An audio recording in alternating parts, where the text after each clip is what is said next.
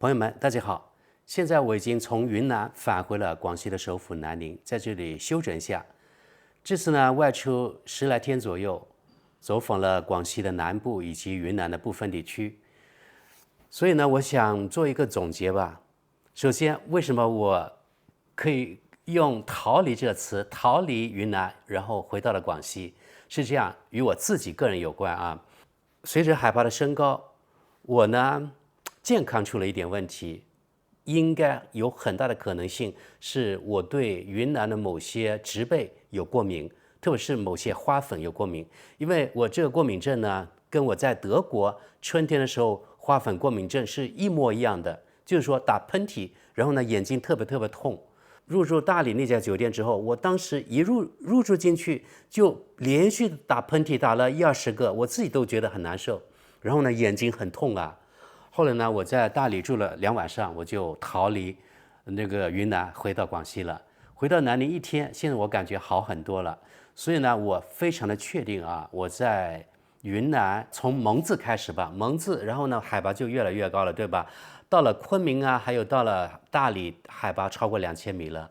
我认为可能那里因为气候比较凉爽，所以它的有些植被可能跟德国有点像。因为在德国每年春天我都会有4个月非常痛苦的时期，因为我对那里的一些花粉特别过敏，特别难受。所以这次呢，我不得不逃离云南，真的非常的抱歉。但是呢，大家别误解我啊，逃离这个词是我自己因为我的健康的问题。云南是一个非常美丽的地方，同样我觉得我们走访的地区广西南部也是非常的漂亮。所以呢，这次呢，我想这么总结一下。首先，第一啊，我们去的地方都是小地方。我这次呢没有在昆明停留，只是呢坐高铁的时候经过那里。我们去的地方，我来总结啊。第一个就是酒店，都大出我的意料。这次我们入住的都是150块钱左右的酒店，从来没有超过200块钱。有的时候120多，有的时候130多、140多，最贵的好像180多还是190多。我不知道在什么地方呢，反正呢从来没有超过200块钱。从这酒店来看啊，完全超出我的预期，至少呢完全能够满足我的要求。因为酒店的设施，不管是从它的床垫呀，还有它的家具啊，还有它的窗帘啊，还有特别是那个卫生间，对我来说特别重要。所有这方面都完全满足我的要求。卫生间一定要干湿分区，如果不是干湿分区的，我完全无法接受。酒店的这种硬件设施，毫不夸张的告诉大家，完全达到国际领先水平。你看看这价格，比如说今天晚上我住的这个是135块钱，而且是在南宁，广西最大的城市。大家好，我现在来到了广西的首府南宁，入住这家酒店每晚135元。我们来看看这家酒店的设置怎么样啊？进来左边有个挂衣服的地方，然后下面有一次性的鞋以及拖鞋。右边呢是洗手盆，看去还是比较好的，就有一次性的这种牙具什么之类的啊，牙刷啊等等。好，这里有个坐便器。然后我们看这个淋浴间特别大，有洗发水啊，还有沐浴露啊等等。总的来说，干湿分区的非常好。好，现在呢，我们看看卧室区了啊。这里有个比较大的电视，估计是50寸、55寸的，有个长长的写字台。然后呢，我要的是一个大床房，因为一个人住，所以1张床就可以了。这大床估计呢有2米吧。这里有各种操作的这个按键等等，大家看，有个沙发，这里有茶杯，还有2瓶矿泉水。好，我们回头看看这个大床房，135元，大家觉得怎么样？反正这次啊，我发现我因为去了很多地方，大概在120、130到180、190之间，他们的这个价位的房都这样子。我认为呢，也没必要一定住5星级吧，对吧？像这种商务酒店就很不错了。你们觉得怎么样呢？特别是你所在的，如果你在外国，你觉得这个135元，也就是18美元左右啊，你们觉得这个价位还合适吗？你看这水平，我没有夸张吧，对吧？真的，我去过很多国家和地区，去过可以说最富裕的国家，但是我觉得我们国家，我只是说呢，广西还有云南这2个省啊，100多块钱的酒店，完全可以与世界上最发达、最富裕的国家媲美，不夸张，真的啊。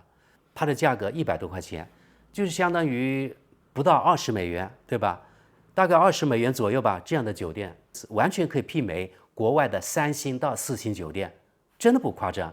如果大家不信的话，你今后你可以去国外去看看，或者有的朋友，我的观众肯定有的已经出过国的，到过德国啊，到过欧洲，还到过美国的，你们去国外住过的，你们自己回忆一下啊，当时的酒店是什么样的，而且你们在国外付的价格是怎么样的。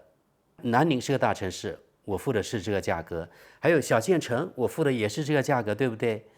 同等的硬件，在发达国家一般要付5到10倍的价格，也就是100美元，可能到200美元左右，这并不是很夸张的啊。有的地方可能要300到400美元，我只是说普遍情况就是可能100到200美元左右。但是我所到的地方，不管是广西还是云南，都是20美元左右。我记得上2期我也说过啊，就是国内的这个酒店的硬件设施非常的先进。有的朋友说，其实啊，可能就是在广西啊便宜点。你看在杭州，有的可能3、4千块钱。我看他这句留言之后，我立即呢去看了携程。其实啊，在杭州，他所说的3、4千块钱，可能是5星级或者是超5星级的价格。其实，在杭州，他说那么贵的地方，也有200块钱以下的类似于这样的硬件设施的酒店，不是说没有，也有，就看个人的消费理念怎么样了。我呢，并不是说出行一定要住5星级酒店，因为我觉得没有必要。也许我的那个经济水平没有达到那个程度吧。你看那么小的地方，某些很偏僻的那个县城，它就这样的酒店，所以我觉得可能全国都差不多。就是说，这种硬件水平已经达到一个很高的程度了。还有第2点，我想说的就是，这次我出行，我发现与前几年完全不同的，那就是在酒店入住还有退房的时候非常的简单。入住就不用说了啊，退房我来说说。我记得前几年退房的时候，一般酒店的前台还会告诉你，请等一下，我们检查一下房间。可能从酒店来说，他是担心这个客人啊，一个是偷了可能酒店的东西，或者呢是把酒店的某些东西损坏了，所以呢要检查一下，没有问题了你才能离开。如果有问题，那你得比如说你付一些损坏那个酒店设施的费用啊等等，对吧？但是这次我去了那么多个地方，从来没有遇到过这样的情况。一般就是你把那房卡交给酒店，然后就退房了，或者呢没有房卡，比如说民宿，它是有密码的密码锁，然后他那个民宿的房东告诉你密码怎么样，然后你就入住。你退房之后呢，你就直接告诉房东，你说你出去了就完了。那从这件小事情与以前不同的啊，我分析一下原因。一个是现在国内总体来说收入比以前增加了，那么对于房间这种小的东西看不上了，也就不会有人偷了。第二个就是入住人群的那个素质提高了，不会轻易损坏酒店的东西了，对不对？还有第3个，人与人之间的信任也增加了。我作为酒店，我信任我的客人，我的客人呢也信任酒店，大家互相信任，然后呢就可以节约很多时间。我记得以前退房的时候可能会等5分钟到10分钟的时间，如果你赶时间的话，那段时间特别烦，对不对？但现在一切都非常的简单。这是我总结关于酒店入住的3点。我想总结第3点，就是因为我是外籍身份，所以呢，我以外籍身份的人入住来说说我的想法。找的住宿都是通过网上，而且大部分都是通过携程这个软件。因为我是外籍身份，它有这个选择，这个酒店呢接待外籍身份的人，适用于外宾。其实今年大概是5月到6月份吧，好像中国的有关部门发布了一个命令一样，在内地所有的酒店必须得接待外籍身份的人。但是即使这样，我这次发现呢，还是有些酒店没有向公安局报备，他就不能够接待外籍身份的人。听说这与酒店管理方有关，不是国家的问题，而是酒店管理方，因为呢，他觉得太麻烦了。要把客人的信息反映给当地的派出所，他觉得太麻烦了，所以呢，不接待这样的外籍身份的人。对于外籍身份的朋友们啊，我可以非常肯定的告诉大家，并不是说只有特别贵的酒店才能接待所谓的外宾，其实所有的酒店都可以，便宜的民宿也可以，还有像这种130块钱、150块钱的酒店也可以。所以以前坊间传说的只有4星级、5星级酒店可以接待外宾，这是谣言，绝对是谣言。第4点，我想说的是，这次我去的广西南部的一些市县啊，还有云南的一些市县，我发现呢，交通这种基础设施非常的完善。我们去了很小的地方，路都还不错。还有这次让我印象非常深刻，就是你看，像云南大理这种地方，还有云南一些小的县市通了高铁，那个高铁啊都是穿过崇山峻岭，真的是这样。那个隧道一个接着一个，有的时候火车刚出来1秒钟，然后就进入下个隧道了。我心里就想啊，修这样的高铁，那成本有多高呀？因为开凿这个隧道肯定需要花费很多的钱，要那个盾构机，对不对？听说中国现在完全可以国产了。但是即使这样，那个开凿这个隧道，它的成本绝对要比平原可能要高出几倍呢，对不对？所以呢，我真的特别佩服中国这个基建能力。还有第5点，这个中国高铁它的发车频率以及它的价格，还有它的准点，这都是世界级的啊。我对比的是德国，因为我住在德国，德国的铁路啊，还有它的高铁，在世界上的水平也是比较靠前的。但即使这样，我发现呢，中国的高铁要远远超过德国，它发车的频率更高，然后它的价格非常的低。这次比如说我从大理到南宁是418块钱，这是正常的价格，大概是50多欧元。在德国50多欧元大概能够坐150公里左右，150公里，我觉得在中国大概就是60块人民币左右，对不对？而在德国大概是要400块钱人民币。准时呢就更不用说了啊，我在中国极少遇到高铁晚点的，在中国我几乎没有遇到火车晚点的，但是在德国真的是家常便饭，所以呢让我印象非常的深刻。即使在中国那么边缘的山区都能够通高铁。还有第6点我想说的是啊，大家也知道广西还有云南这2个省平均来说，这个经济发展水平在我们中国内地算比较靠后的，对吧？我发现云南省要比广西壮族自治区稍微好一点。一个是我发现所有的我去过的地方都比广西的稍微好一些，还有他们农村他们的房子，我发现比广西的更美，就表明可能他们花在住房上面的钱要更多。在云南农村的建房，好像大部分它的外墙已经把它弄好了。不像广西，很多它盖的房子虽然也有2到3层，但是很多外墙它是没有粉刷的啊，就这样裸露的那砖块，在云南就很少看见这样的现象。所以我觉得云南可能它的经济发展水平，或者云南农村的人要比广西农村的人更加富裕吧。还有第7点，我想总结一下，就是云南、广西，我发现饮食习惯还是比较相近的，至少区别不是那么大。云南有米线，广西有米粉。其实米线和米粉，我认为都是一样的东西，只不过它叫法不一样。然后呢，吃的我觉得好像口味也差不多，所以我觉得我完全能够习惯云南的饮食。第8点，我发现现在中国好像每个地方的内卷都非常严重。内卷其实我觉得就是竞争嘛，市场竞争大，就说明中国是一个可以说是一个比较市场化的一个国家。这个市场有竞争，那最后受惠的还是普通的消费者。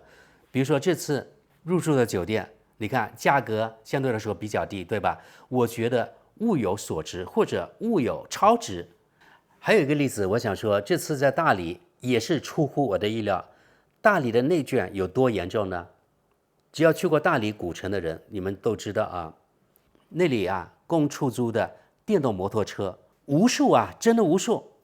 你在街头到处都见到那个出租的电动摩托车，一排一排一排的，这个竞争大，所以它的价格都特别特别低，低到我真的不敢想象有多低呢？那天租了一辆，那个店家说它的续航可以达到280公里，我问他真的能达到280公里吗？他说如果你一个人骑，我敢保证至少能够达到250公里。他是这样说的啊，因为现在不是特别冷，他说我可以告诉你可以达到250公里。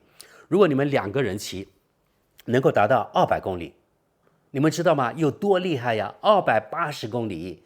现在很多那个电动汽车，可能它的续航也只有300公里左右，对吧？但是这个电动这种小摩托车啊，能够达到250公里、280公里，让我感到非常的吃惊啊！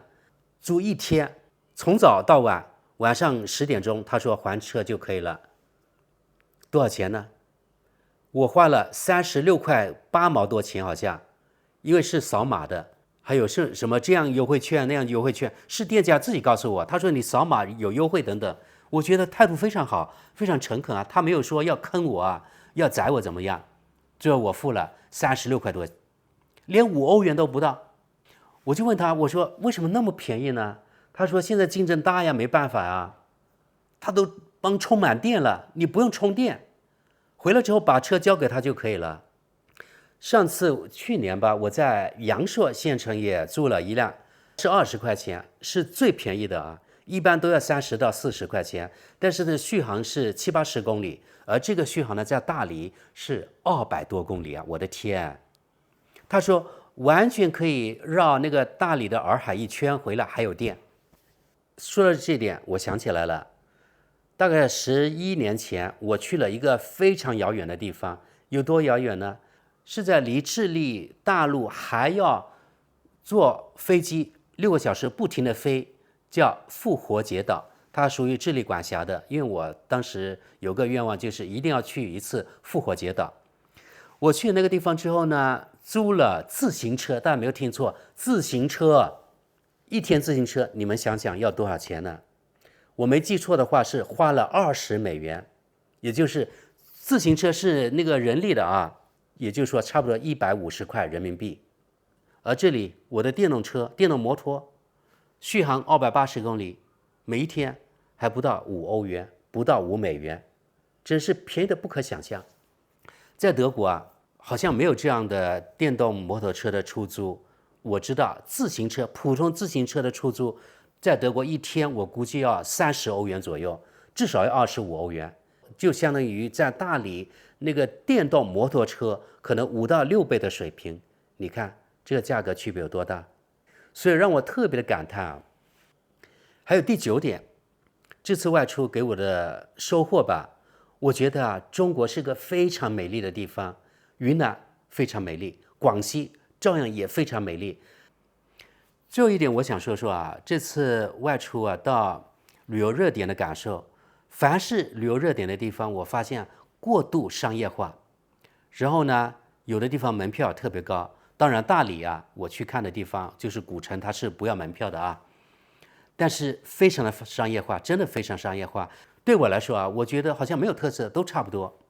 所以最后我没有去丽江，本来我想去的，我问了亲戚啊朋友，他们去过，他们都说，其实呢与大理啊也没有很大的区别。又加上我自己，我觉得过敏了，对花粉过敏了，所以最后我打道回府，回到广西南宁了。朋友们，这次是我自驾游以及自由行，走马观花，看了广西还有云南部分地区我的一些感受，希望能够对大家有所帮助。如果有不对的地方，请大家指正。你们有什么想法或者有什么感受吧，也在下面留言。感谢大家，那我们下期见。